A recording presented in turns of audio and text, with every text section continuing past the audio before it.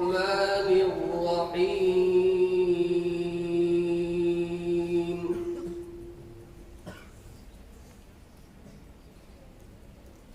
ألف لام را تلك آيات الكتاب المبين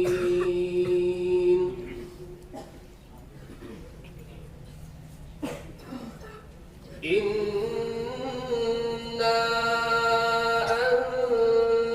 أنزلناه قرآنا عربيا لعلكم تعقلون نحن نقص عليك أحسن القصص بما أوحينا إليك هذا القرآن وإن كنت من قبله لمن الغافلين إذ قال يوسف لأبيه يا أبت إني رأيت 11 كوكبا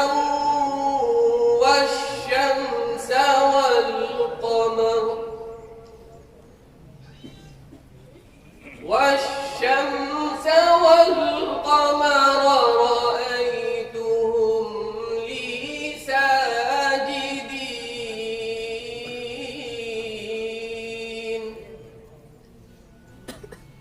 قال يا بني لا تقصص رؤياك على إخوتك فيكيدوا لك كيدا إن الشيطان للإنسان عدو مبين وكذلك يجتبيك ربك ويعلمك من تأويل الأحاديث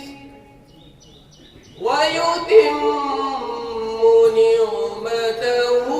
عليك وعلى آل يعقوب